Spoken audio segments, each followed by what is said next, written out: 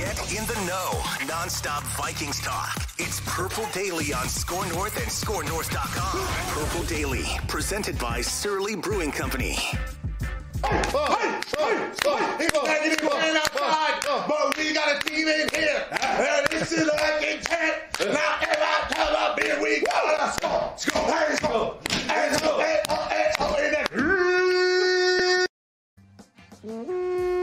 There it is. Welcome in to Purple Daily, presented by Surly Brewing Company. Daily Vikings entertainment. We just want the Vikings to win a Super Bowl before we die, and they are not heading in that direction, unfortunately, these last couple weeks.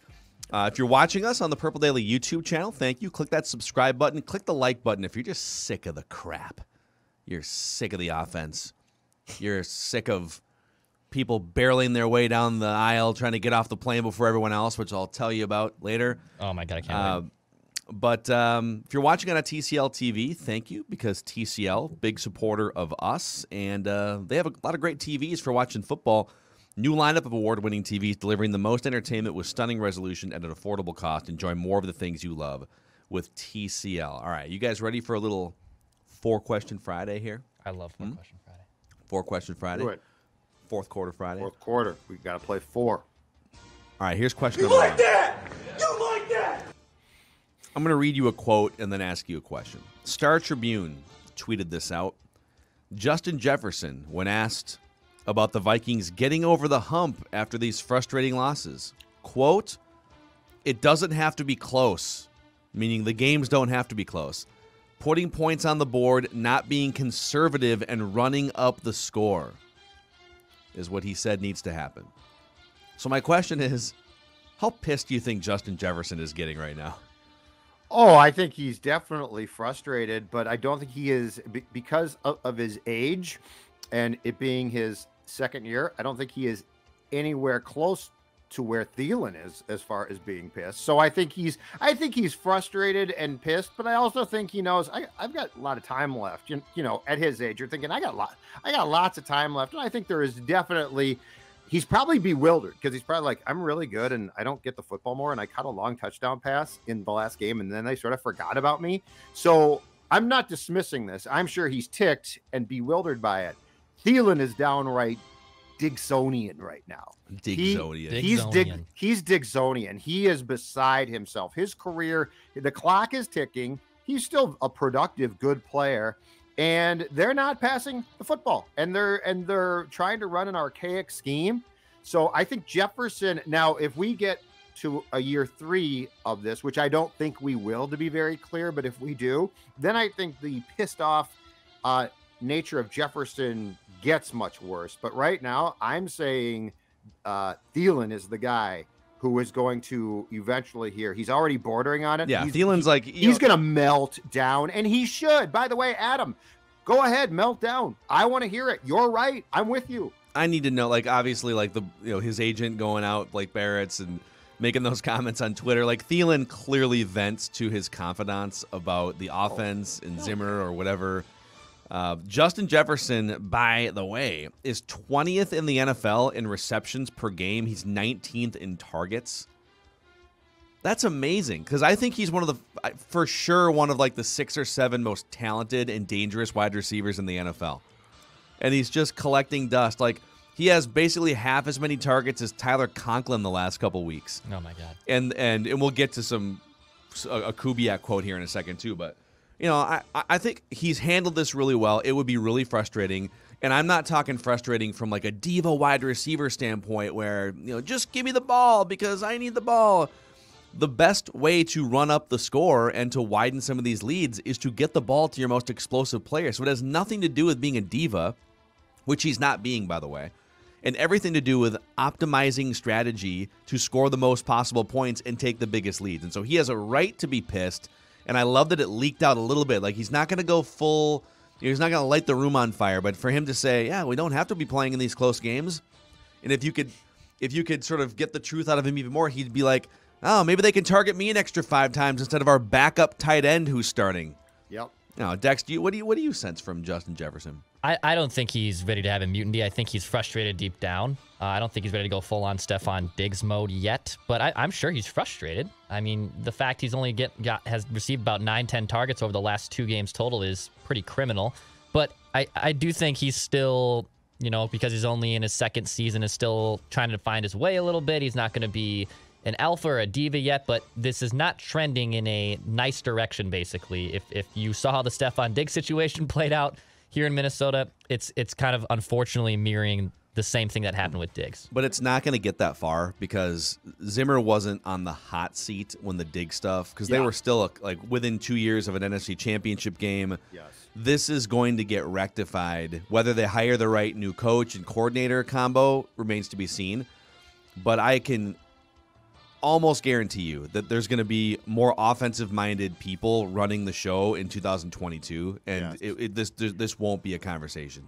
It won't be released publicly, but the next coach internally will have a JJ ratio. He will have a JJ ratio, which means he'll sit him down and say, Justin, you're going to get X amount of targets minimum per game, right? Well, here's one example, okay? You want to... This is the interesting thing about the Rams. And I know that they're just a hyper-aggressive front office that goes after Odell Beckham Jr. He hasn't played a game yet, but Cooper Kupp has become their top weapon the last couple years. They know that he is their top weapon, and so they've targeted him 103 times so far this season. He has played an extra game, so he's played 9 games. 103 targets to Cooper Kupp, only 68 for Justin Jefferson. And Matt Stafford and Kirk Cousins have been kind of in the same quarterback bin for a long time now. I think if you watch Matt Stafford and you watch him late in games, he's on another level than Kirk Cousins. If you look at only the stats, you could say, oh, they're kind of comparable. If you actually watch them and then watch like depth of target and just watch the way that they go about their business as leaders and stuff. But the Rams have said, and the Chiefs' offense is sputtering, but they've targeted Tyreek Hill 101 times. The Green Bay Packers are targeting Devontae Adams, 20 plus more times than these teams are saying that's our best weapon. Let's force, in a good way, let's scheme the ball to that player. And the Vikings don't do that. They don't do that. You don't get 2 deep shells, okay? You don't understand. Isn't that amazing? So you're telling me, and I know that you're just the messenger here, you're telling me that no teams ever run 2 safeties over the top against the Rams offense?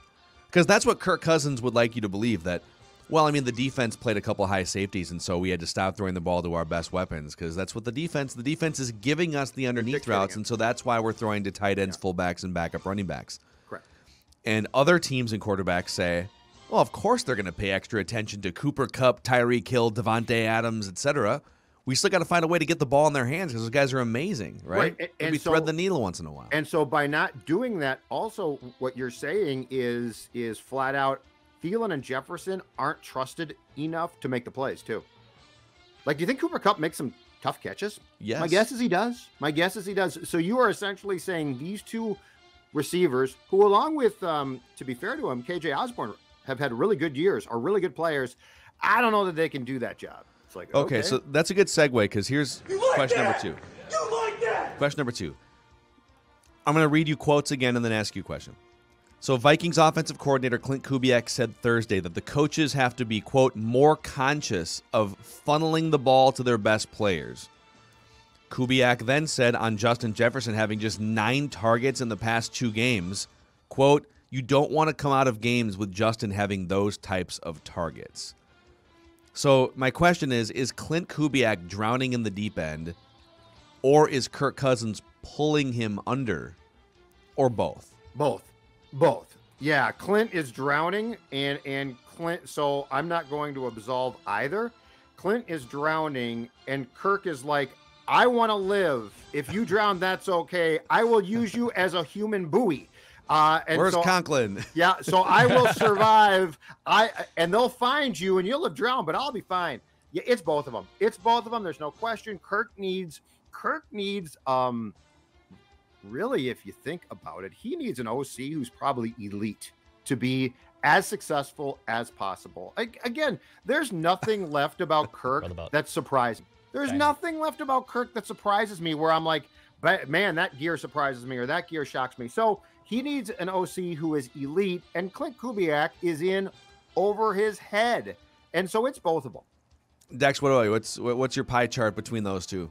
I feel like Kubiak is swimming and Kirk is the poisonous jellyfish that's underneath him, stinging his legs and drowning him underneath. But he really can't swim, though, Dex. Like he really, I know. He really right. can't. It's like, so he's like surviving. What? I am not a great swimmer. Like, I can swim, but I am not great in the water. I prefer to be on land. Me too. The Mike Greenberg effect. The Sharks can have the water. I can have the land, and we don't ever mix. We're not going to mix there. But I feel like Kirk Cousins is. I love. You know what I love? Swimming, tater tot hot dish, and Duluth. Swimming. You can't wait to jump into Lake Superior after a full belly of tater tot hot dish and a nice beer from Bent Paddle. 20 minutes. That's all you want. Don't eat and then go right in. You'll get sick. Right. That's right. I'm a Dex on this. All right, I can't get over some of the stuff that we're hearing from Kubiak and some of the stuff on the broadcast. Was it against the Ravens? Yeah, I think Schlereth said that he's learning how to get the plays in faster. Yeah. What is this? Is this high school football? That all right, we gotta get that play in faster. And then we're literally halfway through a must-win season, a season in which everyone's expectations were playoffs minimum and go do some damage, right? And we're talking about Klint Kubiak literally saying, yeah, we got to be more conscious about funneling the ball to our best players. Like, that's a conversation you have back in minicamp as you're planning for the season. Okay, all right, guys, when week 1 hits in September, let's make sure that we're getting the ball to Justin Jefferson so he can score touchdowns. We're having that conversation in week 10. Week 10, it's like, and we already did an emergency self-scout 3 weeks ago, right?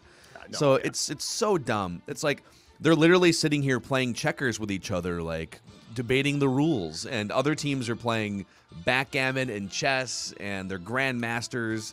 It's a clown show with the offensive coordinator. But Kirk Cousins is here's another one. Okay, so Declan has Kubiak swimming and struggling, and Kirk is the jellyfish. No, Kubiak is swimming and struggling, and Kirk is the lifeguard who just doesn't really feel like getting in. He's got his headphones on. Talking to the girls. You guys can, just swim back to shore. You guys will figure it out. Hey, ladies, what's going on? Help, help. He's talking to Nickelback and Creed. Let's talk about Livia for a second here. Livia. How are you losing weight? I am doing it through the help of my friends at Livia Weight Control Centers. I am now down 22 pounds. The weight continues to come off on my way down to 200. And the best part, Livia will help me stay there. That is the most important thing. I've lost weight before, but what I haven't done, and I'm going to be 52 tomorrow, is keep that weight off. Livia.com or 855-GO-LIVEA, Livia.com. Join me in being healthier. Join me in your clothes actually fitting. You can wear more clothes. Go into your closet, discover the wardrobe again. Livia.com, and tell them that Score North and Judd told you to contact him, because that's just going to help us out. We appreciate it. Also, I bet you're feeling pretty good in your Chill Boys these days too. Oh God, those little. I've got the long johns on again, boys. Oh, Judd's feeling himself. Yeah, Chill Boys, most comfortable underwear we have ever experienced here on the show, and I say experience for a reason. All right, It is a great experience with Chill Boys. It's a Minnesota-based company. Chillboys.com is where you can find them. And check out what that bamboo fabric can do for you and your life. You like that? All right. You like that? Question number 3 here.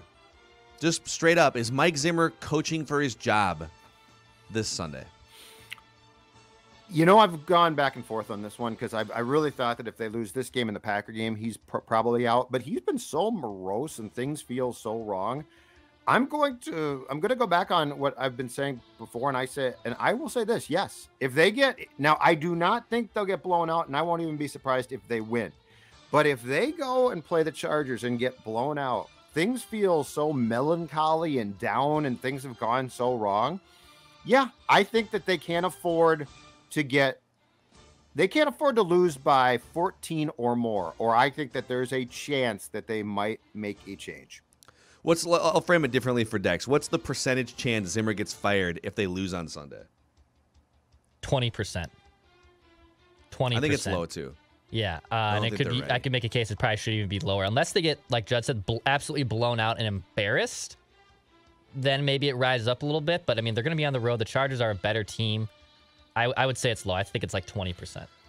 Yeah, I kind of feel like they want to get through the Packers game and just see where things are, because they have a bunch of winnable games, winnable in air quotes. They've had a bunch of winnable games the first 2 months, Right. and they haven't. I think he's coaching for his job after the next 2 games. Like, I think if they lose the next 2 games and they're 3-7, I think that there's a real discussion internally about when they've already made up their minds, I think, and now it's just about when you make the move. Correct. Yeah, and part of the problem too is because we don't have access to the players post game, aside from a few guys that they bring out, we have no idea what the locker room is like right now. Like, have players turned on Mike? Have players not turned on Mike and they're just frustrated? Like, we don't know. And you know, to go back to 2010, because of the access that we had at that time, like, you knew where things stood. It was poisonous. It was bad. So it's hard to say definitively, not knowing if players are like, okay, it's a tough year, but you know, it's not all Mike's fault, or are they like, screw it, we don't care. Yeah, I don't know. Yeah, because you can make a case that, like, well, they're playing close games, so the team's responding, and all right, kind of, but they're also screwing up all these close games, and like we said on, I think, Mackey and Judd, the close losses aren't just bad luck coincidence. Oh my God, they're just losing close games because of variance or whatever. It's like, no, they're losing close games because they're playing in close games they shouldn't be, and they're not executing in certain areas that really they haven't executed in well in Mike Zimmer's career, because they don't play well against good teams. Yes, they're like 19-44 against teams that finish the season with a winning record. They aren't the team that converts close deficits into wins very often. And both of you guys know this too. The post game, when you got pretty quick access to all the players, told you so much. Like you could tell. Now it's, well, go sit in a room and we'll bring out guys who've had time to cool off. They're not around teammates, right? So they can a little bit more craft what they're going to say, and you don't have access to the guys who are most likely to go off. And so that's what makes it tough, is that we don't have that access to tell, okay, you blew games and it's all your fault, or you blew games and you guys think it's the coach's fault. Yep. Yeah. Maybe we'll get some more separation on Sunday. We'll see. All right. And then question number 4. It's our would you rather question of the week here on Purple Daily. I love this. And before we get to question number 4, Judd, cheers to the weekend. Cheers to the weekend, which means cheers to one thing. That is my favorite beer, Surly, and in particular, Surly Furious, the best IPA going. We got college football tomorrow. We got the Vikings and a full slate of games on Sunday. You're sitting on your couch and you're contemplating life, and either win or lose. So cheers in a win or drowning your sorrows with a loss. Surly is going to be right there for you. And as always, if you got the TV on, TCL, right? And you got the Surly can in your hand, show us your cans. Show us your cans. I got a couple last night. I got a couple pictures last night at Jay Zolgad. I got a guy last night at the downstairs bar at the Turf Club who took a picture of the tap because he's like, I don't really have a can, but I've got the taps. And he sent me the tap. Show us the tap. Take your picture in the bar. You did say Dawn's out of town this weekend too, right? Yeah. Yep. She's seeing her fam. Right. Yeah. No, I am. Well, what does that mean? Judge just going to drink 15 Surlies because Dawn's out of town? I don't think Dawn being in town affects I got to take Judd's... care of Stella, and so, and she's upset. Stella has to take care of you. Well, okay, I don't like to talk about this too much, but yes, the dog does take care of me. All right, here's the would you rather question of the week here. Would you rather have unlimited international first class tickets, so domestic and international? You just, wherever you want to fly, you can fly first class. Yep. Or never have to pay for food at restaurants ever again? I want Phil to go because I feel that this question is from your day of travel yesterday, and so I'd like to give you the platform. Well, my initial answer, because I did come up with this question before some of the travel things happened, but my initial answer was going to be I love traveling, but I hate sometimes I just hate being kind of crammed in on longer flights. But like first class is, I don't fly first class very often, but I mean, come on. You don't even want to get off the plane when it's done. No. It's comfortable. There's more room. They're just slinging drinks and stuff. So if you could just eliminate the cost and the hassle of flying and flying coach and just fly first class everywhere, that was my answer until I had this little 2-day trip to St. Louis to help some of our Hubbard. We're working on a project in Hubbard, St. Louis that they needed some help with. On the way there, I just was reminded all around, like, how much of a pain in the ass traveling can be sometimes when it's bad. On the way, tell me what you guys would have done with this one. On the way there, so I'm sitting in an aisle seat. There's an older woman in the middle seat to my right. And this is like a 4-hour flight. And for about an hour and a half, she was doing the head bob thing, where people when they're like heads kind of bobbing, they're falling asleep on the plane, and they get the bobbles.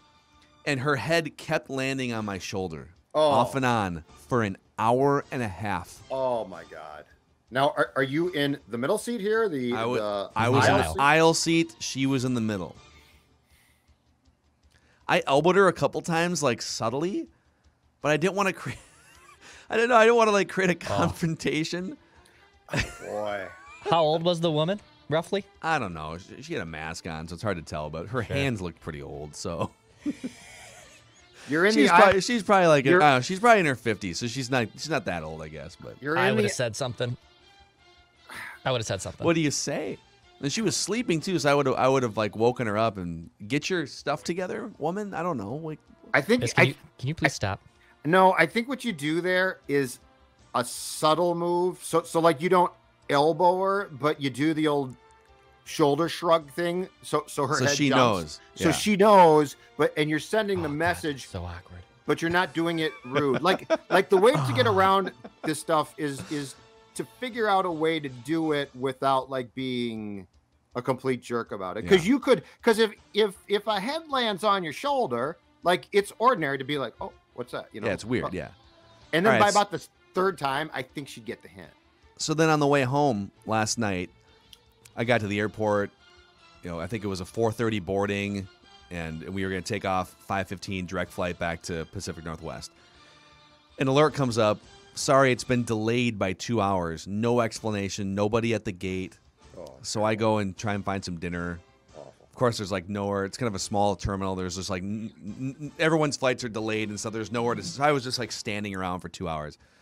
And so they explain, okay, so they went on the intercom at first and said, we don't know why your flight has been delayed and rerouted to Boise. Oh my God. So it was supposed to be direct? It was supposed to be direct, and they had delayed it by 2 hours and then rerouted it to Boise. We're waiting for more information. We don't know why this happened. And everyone's like, okay, what? So was the plane not there?